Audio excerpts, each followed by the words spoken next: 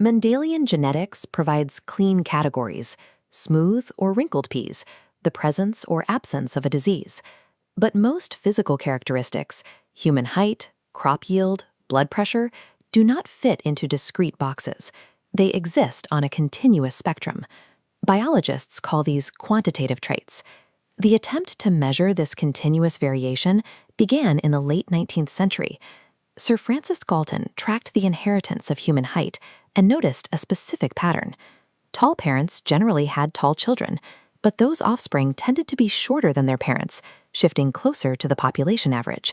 He called this regression to the mean, providing the first clear evidence that height was dictated by multiple factors rather than a single mechanism.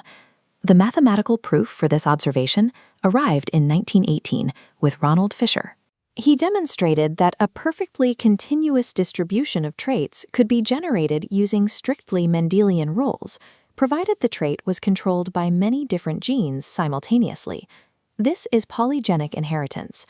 A single quantitative trait is influenced by hundreds, sometimes thousands of individual genes. Each gene contributes a tiny additive effect to the organism's genotype. That genotype sets a potential range for the trait, and environmental factors, like nutrition or climate, determine exactly where within that range the final phenotype lands. Because these traits are driven by the cumulative weight of countless invisible genetic levers and environmental inputs, traditional tools like Punnett squares fail completely. Analyzing them requires entirely different statistical tools. This scatter plot illustrates the core scientific hurdle: signal isolation. You are trying to locate the minute contribution of a single gene buried underneath the massive, shifting influence of thousands of other genes and environmental noise. To separate the genetic signal from the noise, researchers built two contrasting statistical frameworks: Quantitative Trait Loci mapping and Genome-Wide Association Studies. These are complementary approaches that map genetic architecture by exploiting entirely different scales of genetic recombination. The framework you choose dictates your output. You will either isolate a few massive regions of the genome that exert strong effects on the trait, or you will pinpoint thousands of specific, minute mutations scattered across the entire DNA sequence. Quantitative Trait Loci, or QTL mapping, requires strict experimental control. The process starts by taking two highly inbred parental lines that show extreme differences in a specific trait and crossing them to create a structured, segregating population. This method is deployed constantly in agriculture. To isolate the genetic drivers of exceptional crop yield, breeders cross a high-yield plant with a low-yield plant, tracking both the DNA and the physical traits across the resulting generations of offspring. By forcing these controlled crosses, researchers rely on recent recombination events. Because the mating happens over just a few controlled generations, the parent DNA is only shuffled a limited number of times. Geneticists map the resulting genomes using molecular markers and apply algorithms like interval mapping. By calculating LOD scores, they determine the likelihood that a specific segment of DNA is linked to the trait. This model shows linkage disequilibrium. The DNA remains in large, unbroken chunks. Genetic markers and causal genes are inherited together. This creates a mathematical trade-off: high statistical power to detect major loci, but incredibly low physical resolution. QTL mapping guarantees you will find the right genomic neighborhood for a trait. But because that interval might contain hundreds of individual genes, pinpointing the exact causative mutation requires years of subsequent fine mapping. Genome-Wide Association Studies, or GWAS, execute the exact inverse approach. Instead of controlled crosses, GWAS scans the genomes of massive cohorts of completely unrelated individuals taken from natural populations. This population scale analysis became viable following the completion of the Human Genome Project and the introduction of high-throughput genotyping arrays capable of rapidly scanning DNA.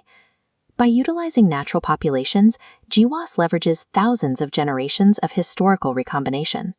Millennia of continuous genetic shuffling have broken the linkage disequilibrium down into microscopic blocks. The statistical analysis requires testing hundreds of thousands of single nucleotide polymorphisms, or SNPs, across the entire genome to see if any specific variation correlates with the trait. This Manhattan plot visualizes GWAS data. The x-axis is genomic position. The y-axis is statistical significance. A strict threshold filters false positives. The specific marker SNP at a peak's top is rarely causal. It's simply a statistical signpost for a hidden mutation nearby. GWAS achieves incredible precision in identifying common variants with minute individual effects. However, because it tests natural, diverse populations, the analysis is highly susceptible to false positives driven by variations in ancestral population structure. The division between these frameworks begins with the subjects themselves. QTL mapping relies entirely on artificial pedigrees and controlled mating. GWAS relies on massive, diverse swarms of unrelated individuals. QTL is built to isolate rare genetic variants that exert massive effects on a phenotype. GWAS is designed to locate common variants that exert tiny, incremental effects. This split screen shows how the extent of linkage disequilibrium dictates physical resolution. QTL leaves you with long, unbroken chromosomal blocks. GWAS grinds those blocks down into highly fragmented, targeted regions. In practice, QTL mapping allows breeders to fix major effect traits within elite agricultural lines. Meanwhile, GWAS provides the population scale data needed to calculate human disease susceptibility through polygenic risk scores. But standard GWAS has exposed a glaring analytical gap. Despite identifying vast numbers of associated SNPs across hundreds of traits, the sum of all those identified loci often explains only a tiny fraction of the trait's total heritability. This chart illustrates the paradox. If family studies show the total estimated heritability for a trait is very high, but the solid peaks identified by GWAS only account for 20% of that variation, where is the rest of the genetic influence hiding? The missing heritability stems from the blind spots of standard genotyping arrays. First, they lack the statistical power to capture rare variants. If a rare mutation carries a large physical effect, a population-scale GWAS array will likely miss it entirely. Second, these arrays scan for single-letter spelling errors in the DNA. They struggle to assess massive structural changes, like copy number variations, where entire sections of a chromosome are duplicated or deleted. Third is epistasis. This happens when the effect of one gene is dictated entirely by the hidden presence of a separate gene. These multi-gene interactions are exceptionally difficult to detect mathematically in a standard GWAS framework. These gaps suggest that the genetic basis for complex traits is not just a linear summation of isolated SNPs. The missing variance lies in the non-additive interactions and rare structural changes that standard GWAS models aren't yet built to see. To map the entirety of that system, researchers are moving past the raw DNA sequence to study epigenetics.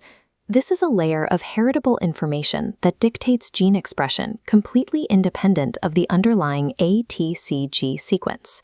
Environmental stress can induce epigenetic marks like DNA methylation, which alter how a gene operates. These marks can be passed down transgenerationally, acting exactly like hidden quantitative trait loci to drive continuous variation. Geneticists are also mapping expression QTLs, or eQTLs. Many genetic variants do not change the physical structure of a protein. Instead, they act as volume dials, strictly controlling how much RNA is transcribed from the genes around them. The frontier of modern genetics is locating these cis and trans regulatory elements to understand the complete reaction norm, the precise way an organism's genotype scales its response to a shifting environment. Continuous biological traits are dynamic, environmentally responsive networks. Unlocking their architecture requires deploying both the structured power of QTL mapping and the population-scale precision of GWAS.